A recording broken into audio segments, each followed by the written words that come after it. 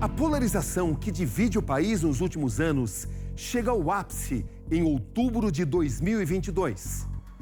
Os dois turnos das eleições mexem com o tabuleiro político brasileiro. Eleições 2022. O Brasil dividido. Na eleição mais acirrada da história. 2 milhões de votos definem a disputa. Acaba de surgir a definição. Às 7h54, o novo presidente do Brasil é Luiz Inácio Lula da Silva. Um embate que começa a se desenhar em novembro de 2019, quando Lula deixa a prisão. Apesar de sentenciado a uma pena de 17 anos, ele é beneficiado por uma decisão do Supremo Tribunal Federal que liberta réus com condenações em segunda instância. Em abril de 2021, o ministro da Corte, Edson Fachin, anula sentenças do petista por corrupção e lavagem de dinheiro. No primeiro turno, 4 nomes despontam na corrida pelo Palácio do Planalto. Lula e o presidente Jair Bolsonaro concentram as intenções e votos. Nós defendemos a propriedade privada. Ciro Gomes e Simone Tebet tentam assumir a frente da chamada terceira via. Nossa maior missão é pacificar o Brasil. Os institutos e pesquisas são postos à prova. Muitas dessas empresas, além de fazerem pesquisas para meios de comunicação, elas também trabalham para certas candidaturas ao mesmo tempo. No primeiro turno, um resultado que nenhuma projeção consegue prever. O resultado das urnas surpreendeu o eleitor, que durante semanas foi bombardeado com pesquisas que mostravam uma liderança folgada do candidato Luiz Inácio Lula da Silva em relação ao presidente Jair Bolsonaro, inclusive com uma possível vitória ainda no primeiro turno. A estratégia agora para o segundo turno é tentar ampliar apoios. Ciro segue a orientação do partido, que declara apoio a Lula no segundo turno, mas não participa da campanha. Já Simone Tebet faz palanque para o petista. Bolsonaro e Lula traçam alianças nos estados. Eleitos no primeiro turno, Cláudio Castro do Rio, Ratinho Júnior do Paraná, Ibanez Rocha do Distrito Federal, Ronaldo Caiado de Goiás e Romeu Zema de Minas apoiam Bolsonaro.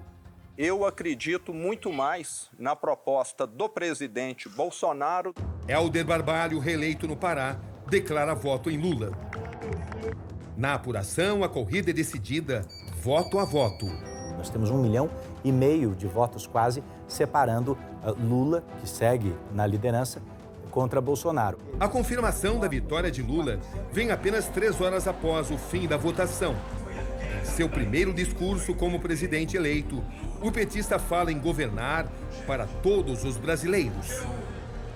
Não existe 2 Brasis. Somos um único país, um único povo. No dia seguinte, manifestantes insatisfeitos com o resultado das eleições ocupam rodovias pelo país. Caminhoneiros, manifestantes bloqueando várias estradas, principalmente rodovias federais, depois do resultado das eleições. Além de lidar com um país rachado, Lula enfrentará um Congresso, em sua maioria, conservador. 5 ex-ministros do governo Bolsonaro foram eleitos senadores. O atual vice-presidente da República, Hamilton Mourão, também garantiu uma vaga no Senado. O primeiro desafio do presidente eleito chega antes mesmo da posse. O maior gabinete de transição da história dá largada para as negociações da PEC do estouro, uma licença para ultrapassar o teto de gastos e garantir a principal promessa de campanha de Lula, o pagamento do Bolsa Família de R$ 600. A Câmara dos Deputados aprovou em segundo turno a PEC do estouro. Alguns chamam de PEC da gastança, outro PEC Argentina. Para mim é uma PEC fim do teto. É o primeiro de muitos projetos que dependerão de apoio não só em Brasília. Apesar de ter aliados nos estados, como o governador Jerônimo Rodrigues, eleito na Bahia, Lula também terá que lidar com governadores mais ao centro, como Eduardo Leite, reeleito no Rio Grande do Sul.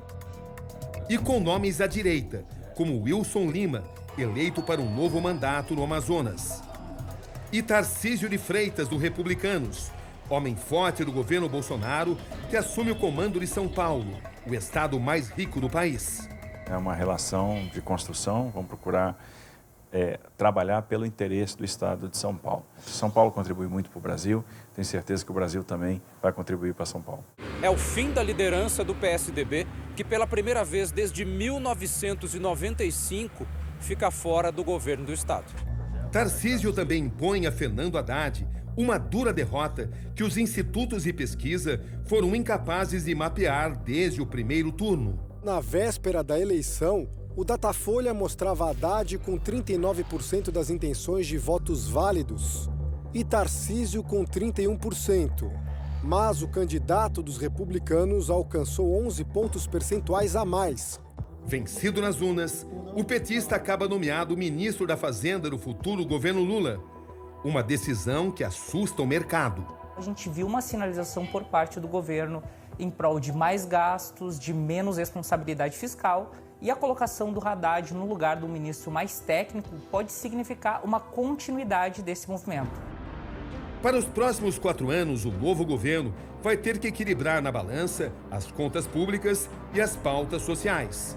Demandas do mercado, do eleitorado que escolheu Lula e de uma grande parcela da população que não votou nele.